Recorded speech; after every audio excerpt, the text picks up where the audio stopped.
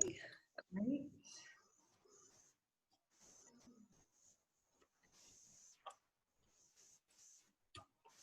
Sorry, guys. The wonders of technology. Let's go. Okay, can everyone see our slides? Great. Thank you everyone for coming and listening to Tegan and I talk. It's been a really busy few months, I think, for us. And now we're seeing that wonderful light towards kind of the middle-ish of the tunnel. So we're pretty happy with that. We want to talk today about returning to work in the new COVID, I guess, 19 world. And we just wanted to provide some guidance around some things you need to probably consider to go back into the world. We're going to talk about health and safety, HR considerations, social distancing, on-site visitors and meeters, and then I guess our kind of view of the staged return we're going to go through to get to normal. Sounds great, doesn't it? Yay! Not boring at all, HR stuff. All right, so the first one is health and safety, which I guess is at the forefront of everyone's mind right now. We're not safety experts per se, but it does have a lot of crossover with the HR world. And I guess even more so considering what's going on in the world right now and well-being of people and safety of people. So I suppose, first cab off the rank, I guess once Victoria deems it safe for us to all start getting back out there, and for some industries, we're already sort of seeing that phased in. There'll be extra health and safety precautions that we're going to have to put in place and consider from a work perspective to look after our teams and ourselves, and also any visitors or clients who may come in contact with our businesses. So this is going to include things like precautions when people are commuting to and from work or between work sites, whilst in the office, when off-site at client or partner venues, and when employees are both in the office at their desk environment as well as at their home desk environment, when that's still part of the equation. We're also going to have to consider any visitors as well. So we would be suggesting that every business undergoes a risk assessment process. There are some great tools and templates through Safe Work Australia that can be used for this. And you can go from an industry perspective, you can really dig deep into what's required in your industry and do some real close analysis of what risks there are in your business and how you can monitor, assess and manage those risks. Some of those things could be around whether you've got the right square meterage within your work environment to accommodate the social distancing requirements. So that's, I guess, one of the first ones we'll all think about. From some really practical things that you'll obviously have to keep in mind though are things like hand sanitizer, making sure it's available and is mandated for regular use, a really practical, simple one to have. Your personal protective equipment for staff where that's appropriate for the roles that they're doing. And again, not all industries have requirements around that, so it's something you'll need to think about for your particular business. But it might be around your masks and gloves if you're dealing very closely with clients. You'd need to think about whether it has to be voluntary or mandated, again, based on your industry requirements, and also on state, any state requirements that might be in place as well. So you could consider whether you provide health screenings and temperature checks for staff. That could be either prior to coming into the environment, it could be whether they do that individually at home, and whether that's actually appropriate again for your workplace, and considering any other health requirements that may sort of surround that. There seems to certainly be two parties or two streams of thought around whether that's actually an effective risk management process anyway. But again, there's also industry specific advice that you can look towards in terms of WorkSafe Victoria, and Safe Work Australia gives you a little bit more information about those sorts of things. Then I guess you'll be looking at staff responsibilities. Employees will need to be vigilant and take responsibility for their own and others' health, including maybe considering flu shots. That might be something that your workplace wants to put in place as a service for your employees. But again, you're obviously going to have requirements about what you can and can't mandate for your workforce. So you do need to consider that and consult with your staff around your health and safety as well. That's a really key matter, making sure that everyone's involved in that process. And then you also need to look from a health and safety perspective around what kind of guidance you're going to give to your team around staying at home when they are sick. And what needs to happen if people with children have to get called away because their school has, called them and said they've got a bit of a sniffle. Gone are the days where we all just troop through, I suppose, when we've got a little bit of a sniffle. We would come to work and we'd still keep at it. I think we're beyond that now, to a point where if someone does have even the slightest symptoms, there's going to be a big push for them to stay away from the workplace, or their family do. So you'll need to have a think about how you're going to manage that process as well.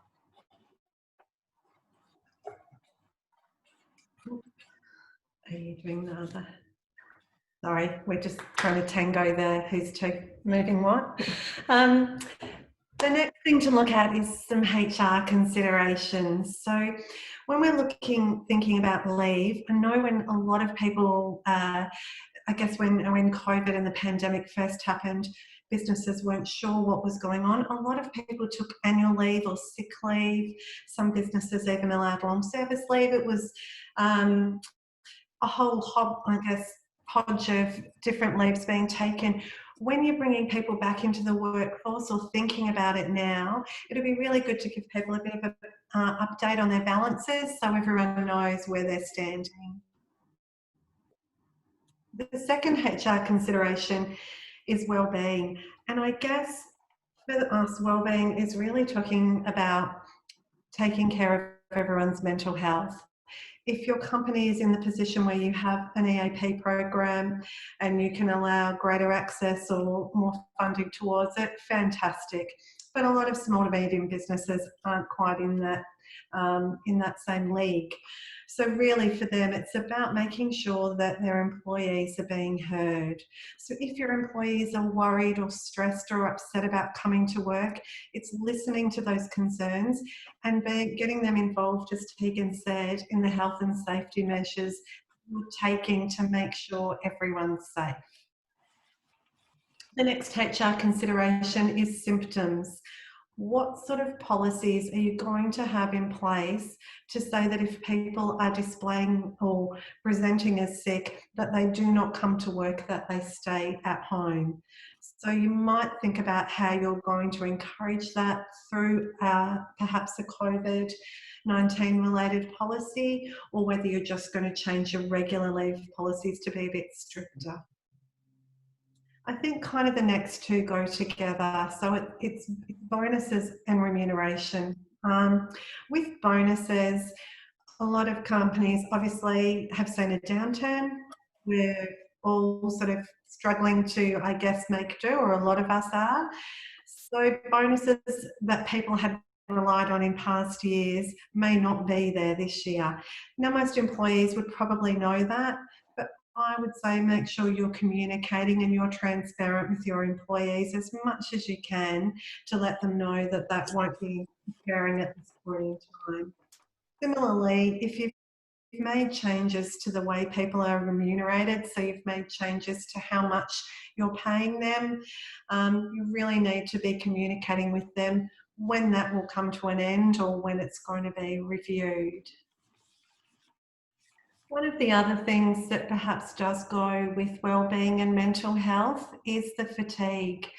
I'm probably been surprised by this one a little more than I thought. I didn't actually consider this a lot, but quite a few people have had holidays planned. I've met so many people who had that 6-week trip to Europe, or were going to New York, or, taking the family to Queensland, that sort of thing. Those holidays have been cancelled. And not only have they been cancelled, but people then haven't taken the leave to stay home, because no one wants to have leave and stay home. So I think there are people within our businesses who probably need a break. Kidding. There are people in the businesses who do need a break, and it's about how you encourage people to take that break. Okay, so if you're thinking they need it, then you've got every right to suggest that maybe they'd like a few days off. Tegan spoke about sick leave before, and I guess I'll just emphasise with her that The way I guess we'd all worked in the past and the way our policies were written were that if you were sick, you need to get a medical certificate and you need to all prove to us as your employer that you are actually sick. Whereas now, my goodness, you know, don't blow your nose anywhere in the office or sneeze or cough. We don't want you here. So it's about how are we going to change our guidelines and make sure our staff are all over that as well. The next HR consideration is really about working from home and about looking at whether there is more flexibility in the future for employees to continue to work from home. There have been some of us introverts who have loved working from home, not having to shake hands or touch anyone. It's been great. The extroverts amongst us, it's not been good for us. You know, we miss a hug. But I think there is the potential still for the future for people to remain at home perhaps a couple of days a week and actually be quite productive, and that could be a benefit and a reward employers should be thinking about. And another, well, probably the last HR consideration is about outcomes. So in the past, not all managers, but a lot of managers seem to have that kind of line of sight mentality. So if I can see you and your bum is on that seat until 5:30, you must be working, right? You're not Googling your holiday or some new clothes, are you, Kathy? No. So we've had to move because we can't see our employees anymore. So we've had to move from that kind of a line of sight management to outcomes, which is such a positive experience for managers and for employees to have that trust put in them to just achieve. So that's the last of the HR considerations. I guess for this phase. Before we move on from that one, I suppose just tying it up a little bit when it comes to anything that you change within the workplace or anything that you change around someone's individual working circumstances, whether it be work from home or remuneration or bonuses or anything like that, is just keeping in mind that you're actually documenting these things and changing any underlying employment contracts or letters that you may have issued around stand down directives or anything along those lines that all need to just continue being up to date with however it is that you may phase back to the new normal. So I guess that's just a bit of a rider for all of these different things you might be going through, is, you know, keep up to date with the technical arrangement that exists between you and your teams.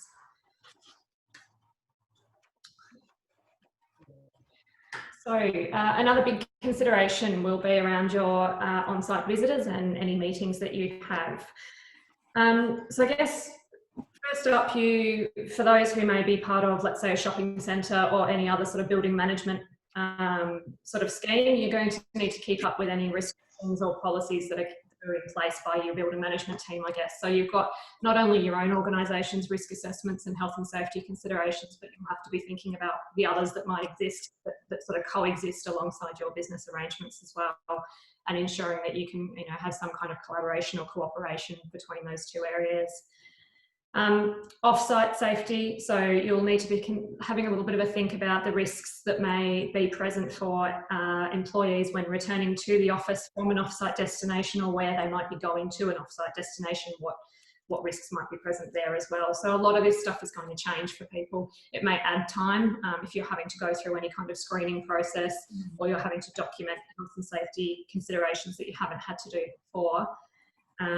So you're just going to need to have a bit of a think about all of those different scenarios you might be presented with and how you're going to accommodate all of the different things there. And then from a visitor perspective, what sort of adjustments might need to be made to ensure that anyone coming to your business feels comfortable in your workplace? Do you need to communicate with them before they come about any kind of screening methods that you have there? Do you need to get some documentation prepared so that people are aware of it? Do you need to train your own staff so that when they are organising meetings in the future, or they're having someone come on site, what information do they need to give to your clients or customers to ensure everyone's on the same page and understands exactly what requirements there will be when they enter your premises? Okay, the last section we're going to talk about today is the 4 stages of returning to the new normal. Now, For Victorian businesses, it's kind of a bit of a mixed bag, isn't it, at the moment? Some of us are still in stage one. A lot of the professional services who favour it or not favour it, Uncle Dan has said if you're already working from home, you must keep those current arrangements in place. So some of us are still at the before reopening stage. Then we've got stage two, open with limited capacity. We do have cafes and beauticians, etc., who are opening up, hairdressers, all those sorts of things, who are open to the public and who are at stage two. So I guess that's where we are for Victoria. So we'll look at stage one, stage two, then we'll talk about increasing capacity, and then finally, yay, the world, no capacity restrictions, and we're all back to normal. Well, whatever the new normal is. So the first stage we'll look at is before reopening. So I guess what we're going to be considering here is, we're going to have to look at a complete clean, I guess, of our office environment or a retail store or whatever it is that we are reopening, I suppose, is ensuring that everything's undergone a really deep clean, I guess, seems to be the recommendations for everybody. Ensuring staff can access cleaning products and things like that in necessary areas, as we mentioned before, making sure hand sanitizers are there, making sure you're fully stocked with all normal cleaning products, that you've got a plan in place for regular cleaning, and a plan in place for if something does go wrong and there is a case, for example, what are you going to do in that circumstance? So ensuring you've thought through all of those things. One of the things we've seen some of our clients do is around organising the kitchen and communal areas to ensure that they are safe. So one of the key things there seems to be not having any shared resources in the kitchen. For example, if you used to have a kitchen fully stocked with plates and cutlery and cups that anyone could choose from after they'd all been bought out of the dishwasher, a lot of people are locking those away and saying you need to BYO everything and then take it home as well. Get rid of your tea towels and have your paper towels, those sorts of things. Again, this is all going to be relevant for your particular business, so you need to think about what's best for you and your team, and again in consultation with your staff, but there are some fairly simple things you can do to kind of reduce the risk in that regard. Creating some signage and information before reopening, both for visitors, clients and for your staff, ensuring that it's really clear. Have those big posters on the walls about, the 3 things you can do to stay safe, what they need to be doing, who they need to be speaking to if they have concerns, just that key information that's easy for everybody to view. Formulating your socially distanced desk space and your plan for that. We've got some clients who are at this point in time going back into their workplaces to measure and make sure they can adhere to the 4 square metre per person rule, having a look at their current desk layouts and plans and thinking about how they can make it work. Some of the bigger organisations are trying to think about whether they're going to have to manage people's start and finish times, all of that kind of stuff to make it work. Or what they need to do, from maybe some people staying at home for a while, some people not. So there's lots of different considerations for your workplace there. Determining the maximum number of people that you can have in your office space at any time, including any visitors that may have to come into that space too. Communicating an outline of all of those measures and all of your plans with your employees, not only regarding the health and safety aspects, but their behavioural aspects as well, and what your expectations are and what will happen if people can't adhere to those expectations as well. Obviously, part of that will be informing and consulting with your staff around any health screening that will need to take place if that's something you do deem necessary for your workforce. And then providing them, as I mentioned before, guidance around what to do with any visitors that come to the workplace, and ensuring that any protective equipment is available and stocked for them so they don't have to go running around and finding it themselves. That's sort of your planning for reopening. Then we move on to stage 2, where we are open but with limited capacity, obviously dependent on government guidance. One thing to remember with this is what we were talking about before with wellbeing and mental health, is just to remember that this is quite a big transition for a lot of people who have been working from home for perhaps 6 to 8 weeks, now coming back into the workforce or feeling a bit unsure. We just need to think about how we do this adjustment and make sure we're communicating. I'm not sure about all of you, but I know when I first started going to the shops after COVID had happened, I found myself walking around people, and if they got too close, I was like holding my breath. And then I'd see someone else holding their breath at me. Like, what's going on? So just remember that people are going to still feel a little bit nervous and a bit anxious about being in such close contact with people they don't know. I think Tegan's already spoken about once we're open to make sure that, did you talk about that the kitchen should be stocked? Yeah, fully stocked and yep. So we don't have to have people running down to the shops just to grab some tea and coffee and milk. We're going to limit those kind of exposure to other areas. Now, reorganising the office in terms of reinstating equipment. Now, you may have allowed your staff to take home certain equipment. We have an accounting firm we work with, and he tells me that the office looks like apocalypse has hit it. The staff have all, a kind of young staffing team, have come and taken all the monitors, all the stands, chairs. He's even lost some tables. So he's like, oh my goodness, what am I going to do? How am I going to manage this moving forward? So it's about trying to get that back to normal in terms of how many stations do you need.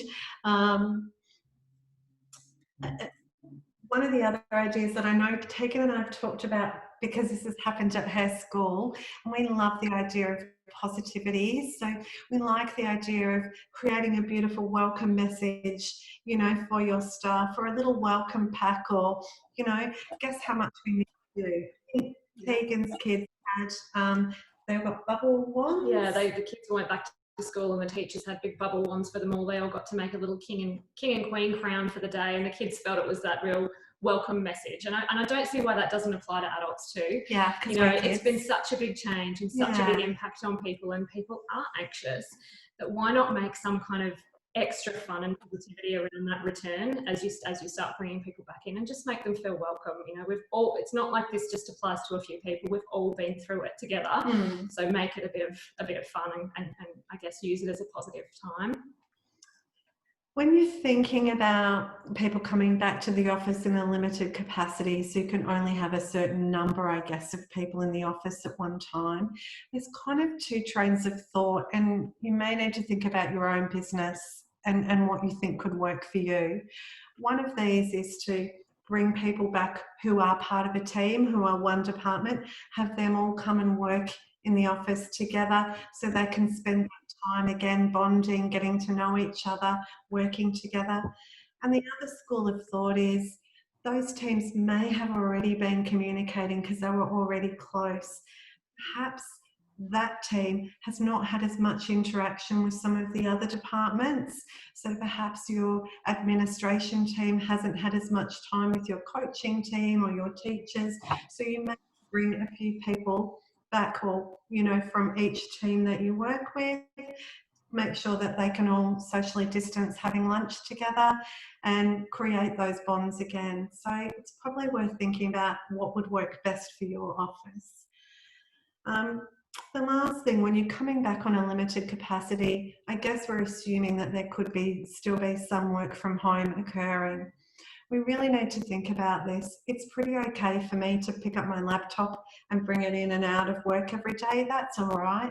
But we don't think it's okay probably for everyone every day to have to bring their screens and their chairs in and out of their car. It's just not practical. So we need to think about how we're going to manage that kind of IT and equipment stuff.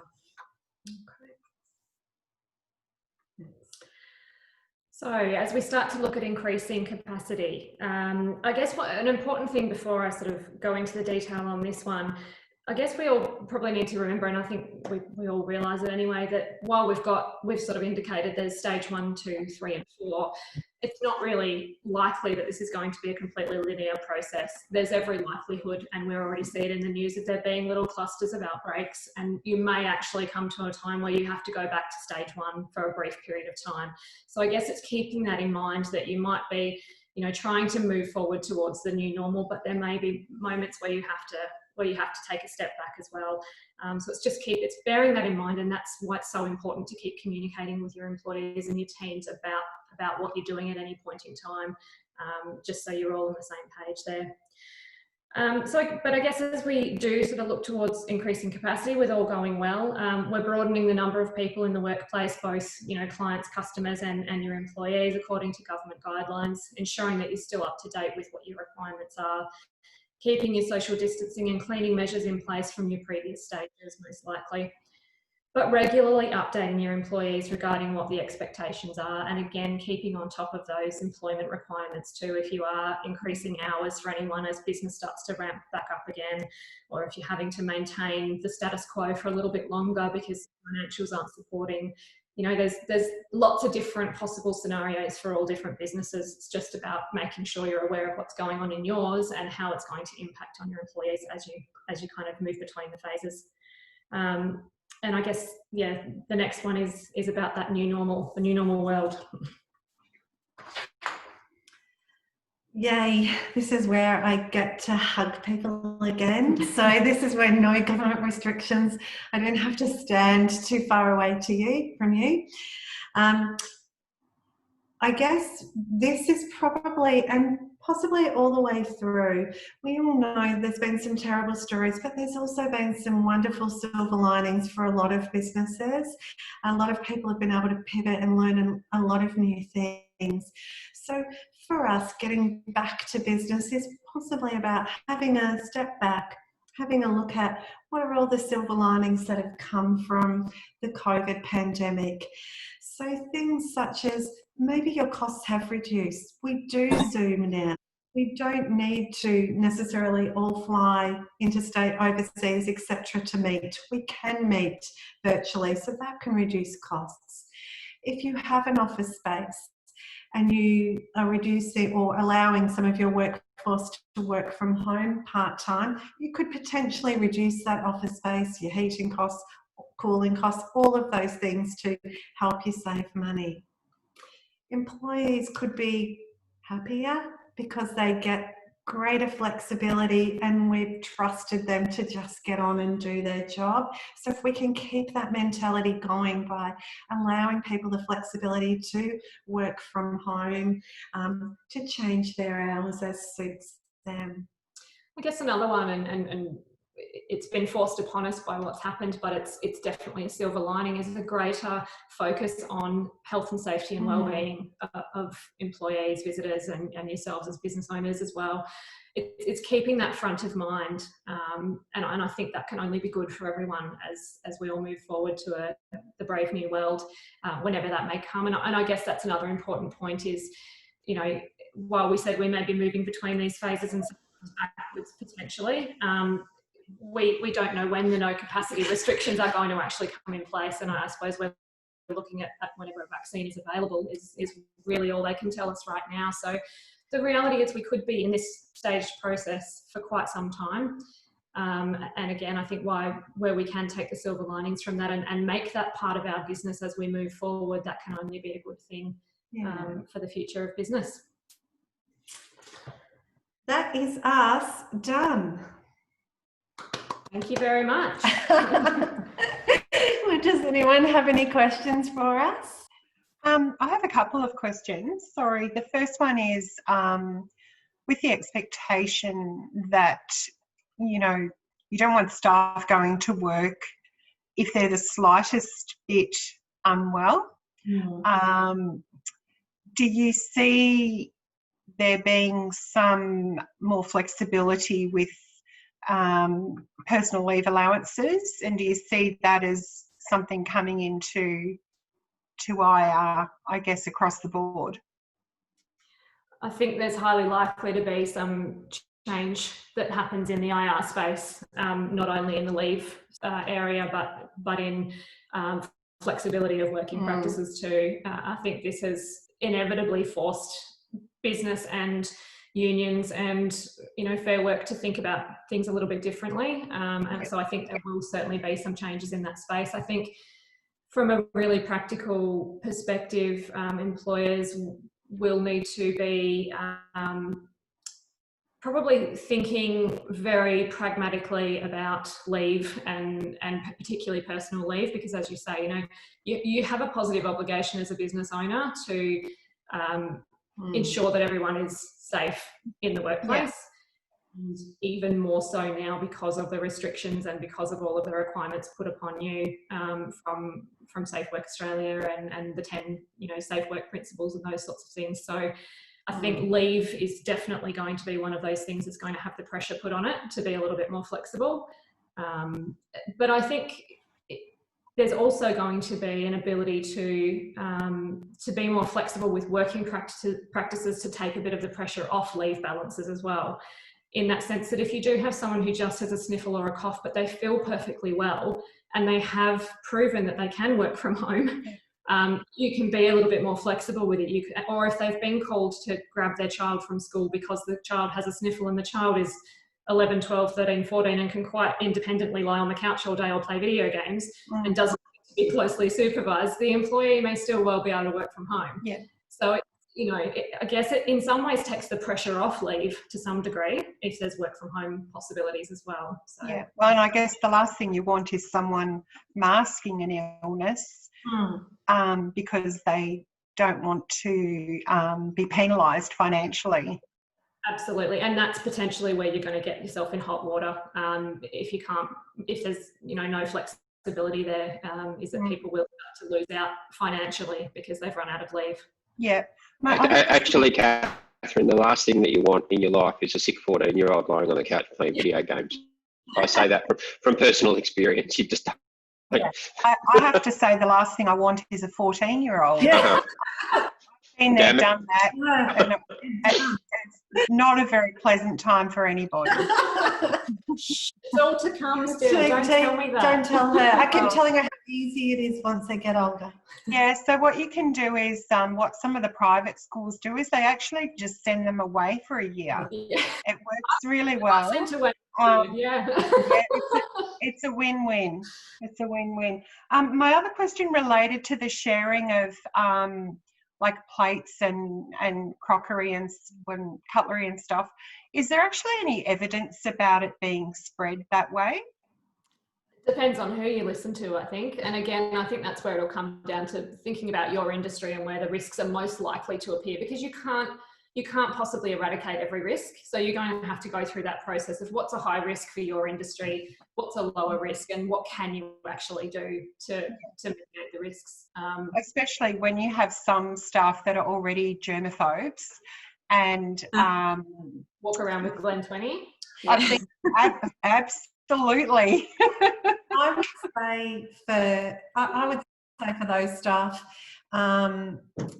it might be worthwhile getting rid of tea towels and things like that as well, and just having paper towel and instead of all the yucky mucky cloths that no one likes anyway, no one wants to touch, like antiseptic wipes and things, so your germaphobe people feel better and feel a bit.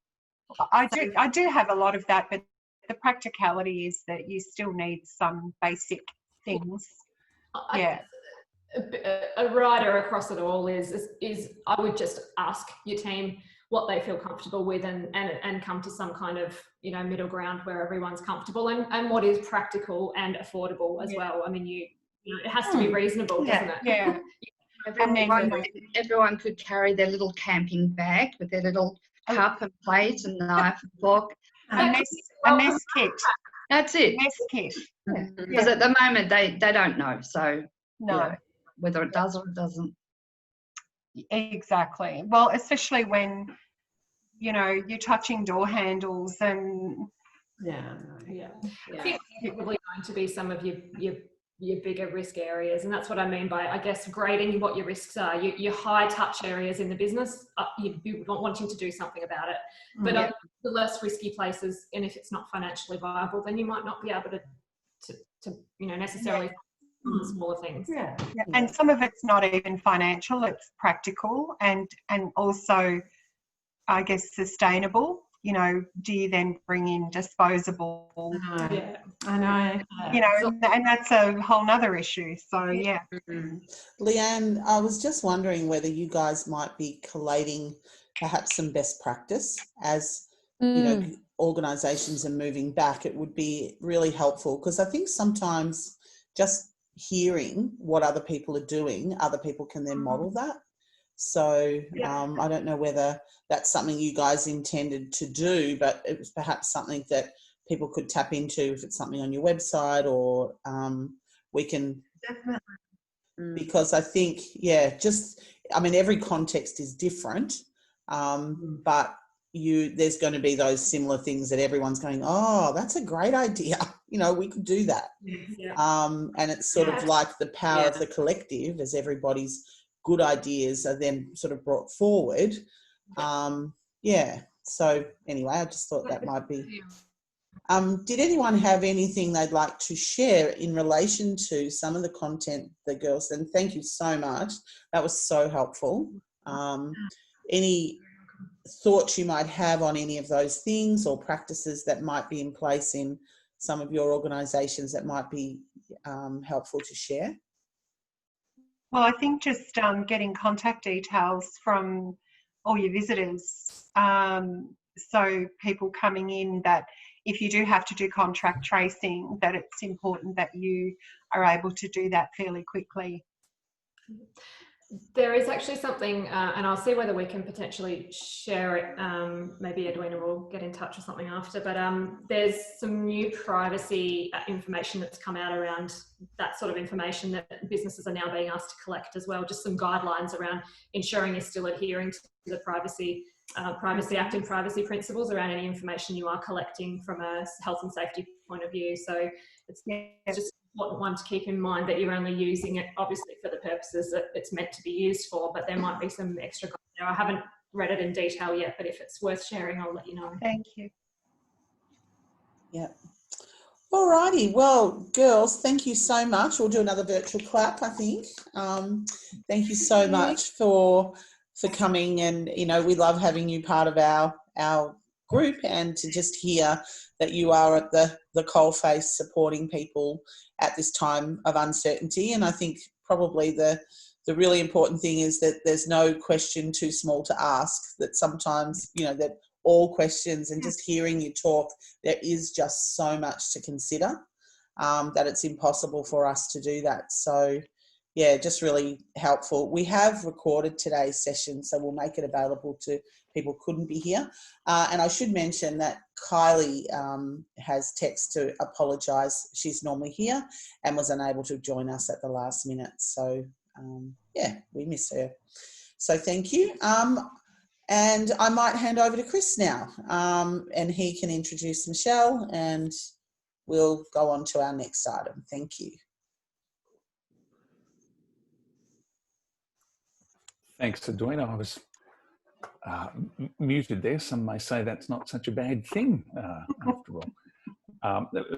In terms of the update that we'd like to present, I'd first of all like to introduce Michelle from Ashioga, and would like to thank her very much for attending today and sharing with Maroondah Business Group her experiences and providing us with her story, an inspirational story from one of our local businesses. So to that end, I'd ask Michelle if she might share with us her recent experiences. Thanks, Chris, and thanks for having me today. It's a privilege to have a positive story out of this really challenging season. It was a bit of a shock come March 23rd when we got that information on Sunday night that we're closing tomorrow. Like, it was less than 24 hours notice for us. So I guess I'd been watching America for a while, and I thought we were a couple of weeks behind them. So I was assuming we'd have a little bit more time to plan how we were going to pivot, how we were going to survive. So I had been thinking about, you know, how we could do an online version, what that looked like. And I had been, you know, thinking about it before it closed. And that really set us up in good stead, because I was able to practice recording a few classes, try out some technology and do all that before we actually closed. And it turned out to be a massive blessing, jumping the gun even by that week, because everything sold out. So I was able to go to Camera House on Main Street and say, you know, what do I need? And I had a half-hour consult with the poor staff member that got landed with my questions. And she said, oh, you need a lapel mic, you need plug it into whatever you've got. And I chose to spend some money on audio, because with the yoga practice, a lot of the time we're not looking at the camera, your head's down, or you're not constantly wanting to stretch your neck around from wherever you are to see the camera, but you need to be able to hear safely all of the cues and what posture you're doing and where your body parts need to be. And so I invested straight up, and it was really challenging because that week before we closed, kind of that fear started to hit, and I just had, I don't know, multiple messages every day. I need to cancel, can I cancel, can I cancel? And all of a sudden there was this fear of, hang on, I just got through a really challenging year. I thought we were just coming out of a challenging period and we were going to actually break even and be able to start to see some growth, because we're only in our second year of business. So, it was just that kind of breakthrough moment. So I had all this anxiety over, hang on, if that many people have cancelled in 3 days, I'm not going to be able to make the rent. And all of a sudden, that anxiety of being a sole trader because, my house is up as collateral. So I had all these really a weight of responsibility on my shoulders. And then there's also the underlying kind of yogic principle of do no harm. Like, how can I keep my students safe and my staff safe in this kind of unknown world? So, so I really dropped absolutely everything to investigate how we could go onto an online platform sooner rather than later. And we were able to, that last week I had the mic, I had an iPad that we already used for check-ins, and we trialed doing a stream via a Facebook group.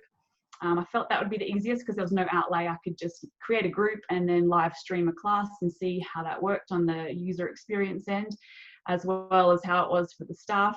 And then it was really, really stressful to do that because you were being recorded and you couldn't edit it or take it back, or I was a bit, worried about a wardrobe malfunction. All of that stuff is like constantly there once you've filmed it. And I found myself really anxious when I was filming. I'm teaching to people in the classroom as well as thinking about who's on the live stream. I can't see their bodies. I don't know if I've got pregnant women, if I've got people who are injured. Like, it's really interesting when you can't see your clients. So yeah, it brought up quite a few challenges, and our staff, some of them just had real barriers to technology, and they were like, yeah, no, I'm not doing that. And so I thought, all right, let's can that live stream idea and we'll do some pre-recording.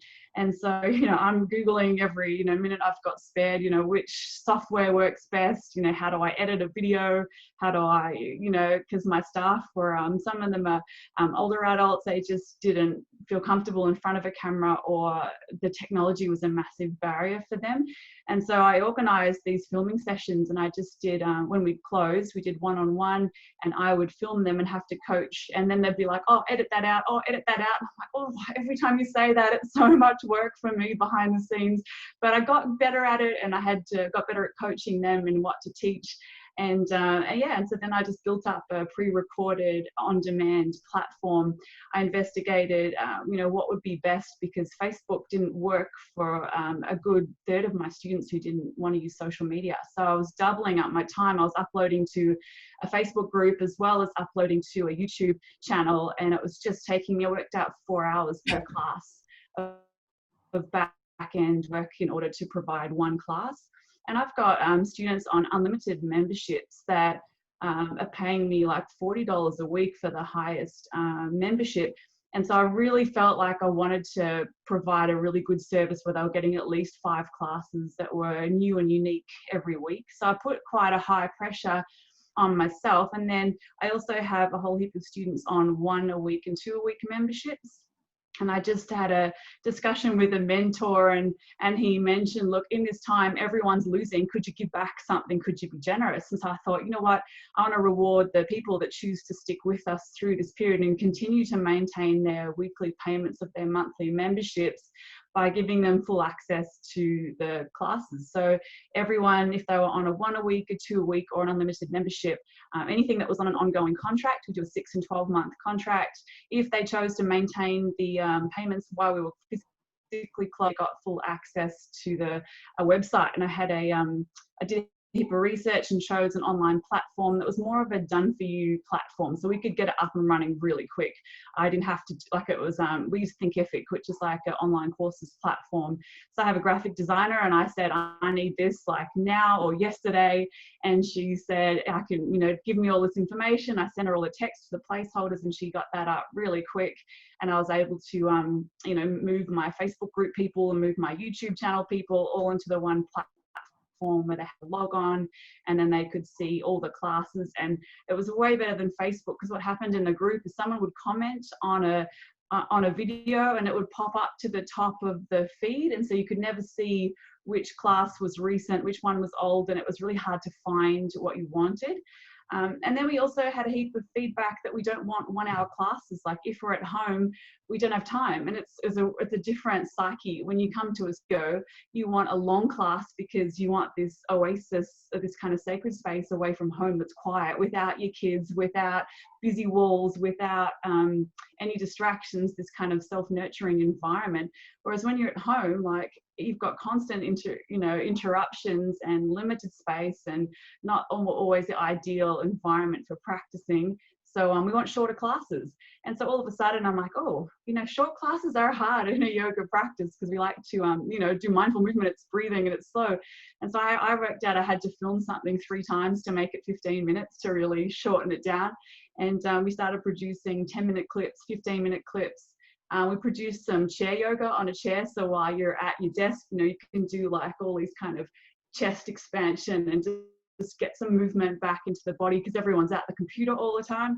So we had to completely shift what we normally teach and how we teach it, go from 60 minutes to 15. 15 was the sweet spot, 10 to 15 minutes. And then, coach the staff in how to do that. So I'd give them assignments. I'm like, all right, pick a subject. And one lady's like, right, I'll do one for headaches, one for, what to do when you go for a walk and you come back. So it's like a leg stretch kind of class. So it's a 10-minute stretch that you can do when you get back from your walk outdoors. So, yeah, we changed everything. And we ended up keeping a good 60% of our membership. So 60% of our members chose to support the business. And I was really honest with them. I told them, if you do not do this, I'm going to be here for you to open when we come back.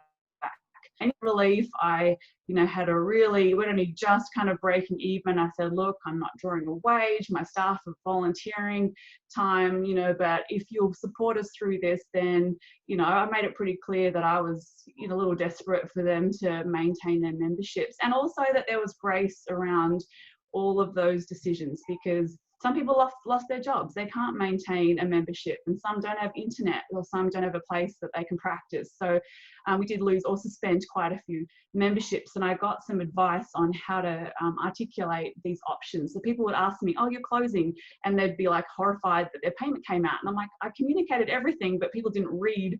There was so many emails coming from every business known to man, and that they didn't read it. And so I'd be like, yes, here are your options. You can choose to maintain your membership and support as a small business, so we're here when we come back. And it also means you'll have access to an online practice, and we want you to not lose all your benefits and to keep that mindful movement. More than ever, we need to kind of calm down and de-stress. Or you can suspend it and put it on hold, and we'll do like a blanket 60 days, and if we're not open, we will just continue that suspension. So we said we weren't doing cancellations. So you can choose to suspend, or you can choose to maintain your membership. And then we also offered a cheaper online only option. So if you couldn't maintain your normal full membership, but you could do, $15 a week, then we had an online membership. And so we actually picked up 10 extra online memberships. Turns out there are people who were my students in the past who have come on a retreat and don't live locally and were rapt to have access to our classes. So that was really successful, and we ended up having enough income to pay each of the staff to film each week, and also to cover our rent. And that is magic. That means we're alive. We're here to reopen and continue on another day. So that was a huge relief when I realized people were going to support us.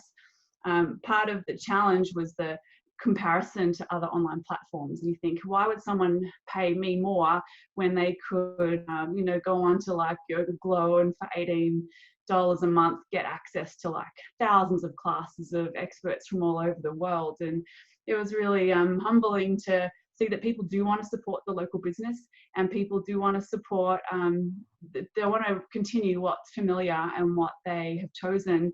And one lady said, oh, I've trained my brain to relax when I hear your voice. I just want to hear your voice.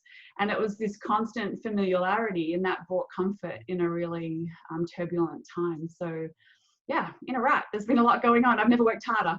I've got 3 boys, one with special needs, who have all been home, and it has been like intense. So I hear you, that 14-year-old son. I have one of those. And yeah, constant conflict between them and trying to keep them active and survive in this environment has been really full on. So I've been doing editing and filming in the evenings and trying to do homeschooling during the day, and just letting go of some of those expectations about how productive are going to be. I may have put on the COVID-19 pounds, as we're calling it. So it's a bit of a challenge. My weekly exercise has gone down from like 14 hours of teaching to like, 2. So yeah, it's been hard to have like a physical change and see the students struggling with doing exercise in their home. It is not the same. It is hella hard. It's tough. And one thing we actually added on as well was a live class. So on a Saturday morning, we do a live Zoom class, and it's not recorded. So the pressure's off when it's live, when it's not recorded, because then there's no evidence, and we can not have to worry about privacy, like this kind of scenario. You can't record anyone else's images or all that kind of thing. So yeah, so we do that as well.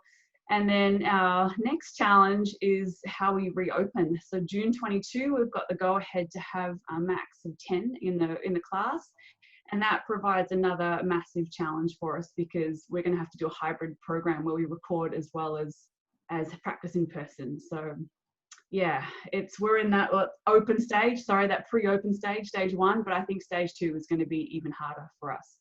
So yes, that's our story. Thanks for listening. Sorry, Edwina, that was slightly longer than 5 minutes. It's a long story. That was fantastic. Thank you very much, Michelle. It shows the level of flexibility, adaptability, and resilience that businesses need to survive in this environment, and that you absolutely typify. So well done, congratulations. Thank you. There's a lot there that we can take away from that.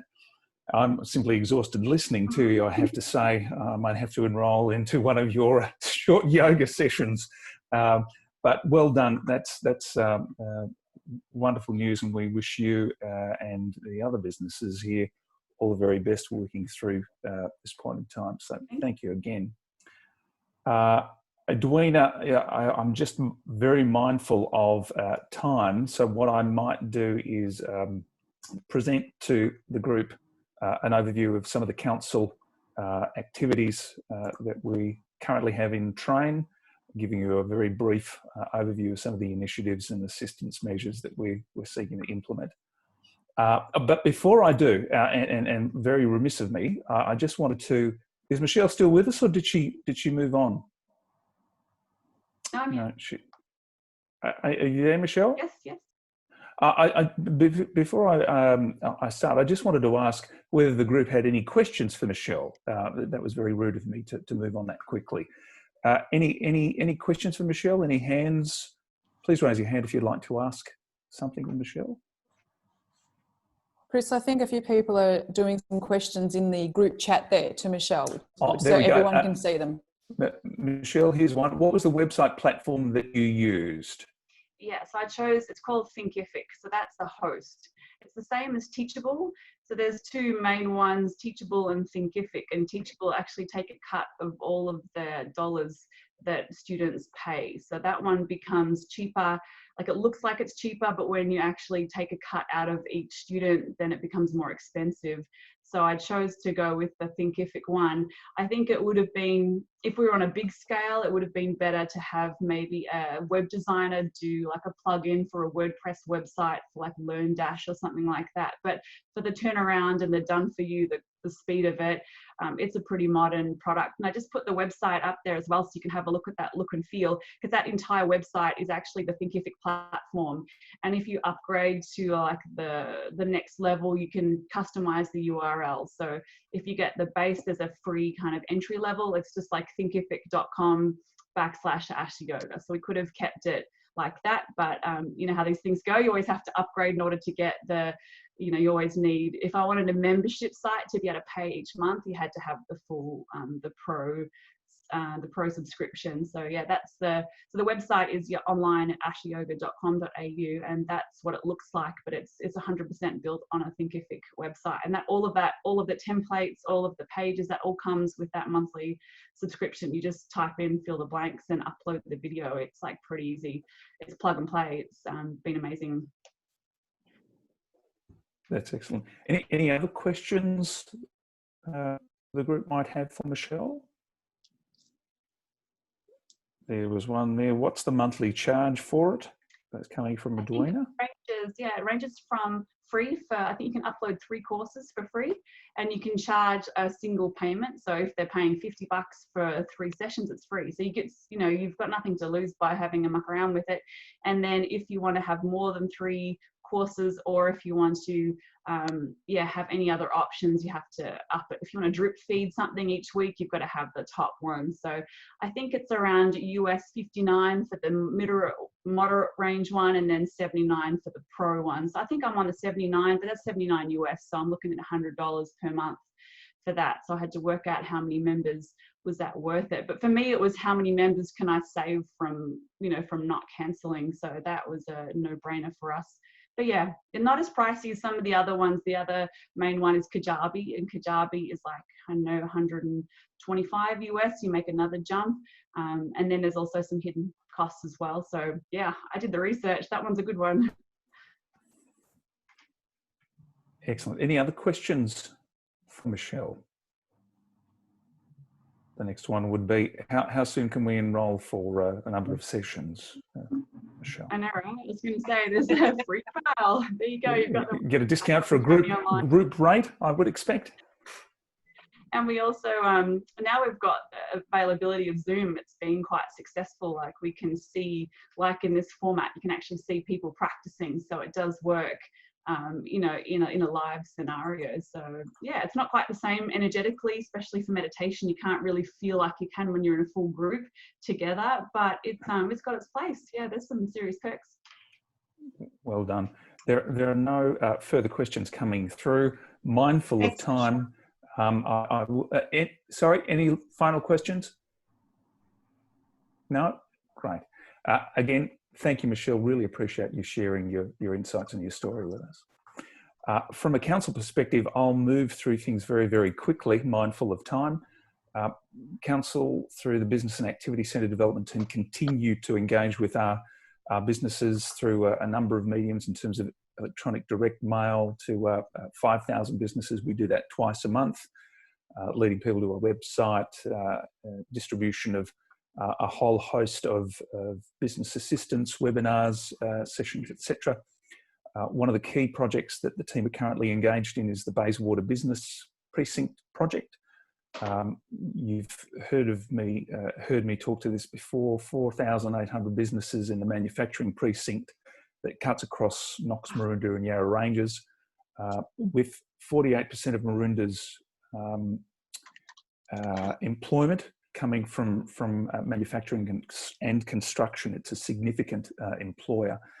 And that project now seeks to open up the boundary to that precinct right across the 3 LGAs. So looking at extending 4,800 businesses to 34,000, so that we can look at business engagements, opening up new supply chains, etc. We're looking at continuing with the business triage, the free business expert advice, the mental health assistance, which is certainly becoming a theme more and more as we speak to our economic development counterparts across the region. And we're looking at changing the focus from triage to longer term recovery programs for businesses. And this may look like a business support program which could include elements such as business intelligence and future forecasting, looking at achieving or gleaning data from businesses directly and across the Eastern region, as we did with the Melbourne East Regional Economic Development Survey that was sent out and completed by over 800 businesses, which really offered us an invaluable insight into what was impacting businesses at that point in time. So we're looking at business recovery and resilience program, and looking at how it is we can work with businesses in that middle range. There are those that have unfortunately wound up as a result of this crisis. There are those who have done exceptionally well, but there are a significant portion of businesses in the middle who find themselves relatively unscathed, but don't necessarily know what to do or where to go next. And they're the ones that we would look to work with. Through this program, employing our business experts over a number of months to work with individual businesses where we can identify whether or not they might need to look at investment or reinvestment in their business. We would work with them in terms of a grant assistance program and writing or working with them to write their grant application, given that we have access to a Victorian database of grants, and ensuring that they have the best possible chance of doing well with that grant. And then if they're successful, we would also look at some sort of community dividend and a return on investment back to community, or which is really important. What that looks like at this stage, we don't know exactly. It could be through work experience, skills development within a number of businesses, and obviously looking at measurement and post-project analysis to ensure that there might be what we hope will be opportunity to continue that. We're engaging with our trader associations, a number of shopping centres in terms of improvement works, looking at decals on ground to ensure social distancing compliance, also with regard to decals and shop windows, letting people know that those businesses are still open whilst they might not be trading from those premises. Council, and this is very timely, is initiating the Better Approvals project. So it's about making applications for businesses to council a far less onerous and traumatic experience. It's a collaborative endeavour between council and Department of Jobs, Precincts and Regions. And the primary driver here is to make it easier for businesses to do their business in terms of submitting applications for council and having these turned around in a very expeditious time. So that is another assistance measure, and that includes working with a whole host of service areas across our organisation, and more importantly, a number of external businesses who feed information into the process. So it's not council thinking about what we might do to make it an easier proposition. It's about businesses telling us what we need to do to make it easier for them. Council's also implementing a municipal relief and recovery plan, and that consists of an economic recovery, a community relief and social health and wellbeing component also, in terms of how it is we respond to CV-19. We're also looking at Sam and the team are looking at how it is we reinitiate operations at BizHub co-working. And Tegan and Leanne, you mentioned a number of initiatives that the team were considering and looking at, and we wonder whether there might be opportunity for us to catch up with you offline to glean some additional pearls of wisdom as to how we might inject that into the co-working space prior to us flinging open the doors there to what won't be hordes, but certainly a number of our co-workers coming back. That's pretty much it from me and from council. Full again of the time that we have, but if there are any very, very quick questions, happy to respond, or alternatively we can take them on offline. No, see no hands, no one's waving. To that end, I will hand back to you, Edwina. Look, I'll finish off. I know we're a little bit later, but really valuable input, Michelle. Thank you so much. Thank you, Sam, for the link to Michelle and Chris. Thanks, Chris, for the updates. And we're really keen to be part of this whole discussion about, business coming back stronger. So we'll look at ways of being able to connect. I'll just quickly hand over to Jen to just give a little promo for Carmel. We are looking at wellbeing being a very important part for businesses to understand a little more how to support employees. So on the 16th of June, it will be 5 o'clock. It won't be 12:30. We're sort of looking at experimenting. We know that people aren't working from home as much, and people did say that they wanted that evening time slot. So it'll be 5 o'clock on the 16th of June. So hand over to you, Jen. Thanks, Edwina. So just a quick rundown. Carmel is, she's been a lot of things. She's been a business owner. She's run a cafe. She runs a B&B from a property in Croydon North.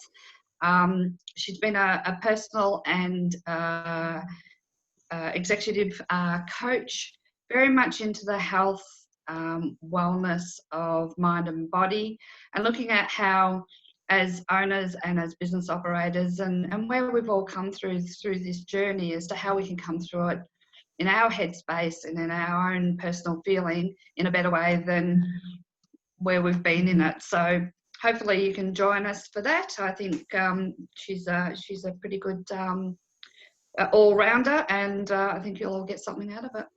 Fabulous. Thanks so much, Jen. Thank you to everyone for joining us today. Chris, we welcome you to come next time and update us again. And Scott, did you want to say something? Oh, could I? Sorry. Yeah, go for it. Yep.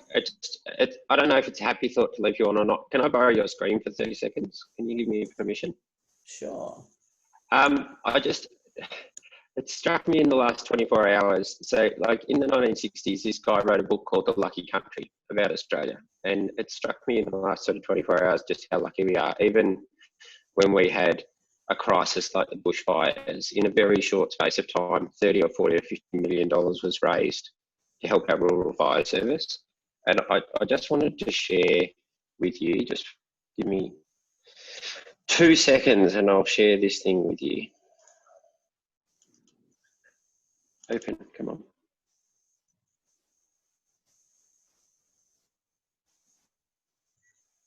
Tiny little country, my fiance is from this tiny little country in Central America called El Salvador.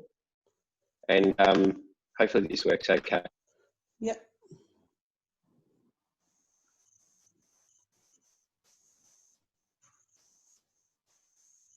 You're muted, Scott. We can't hear you.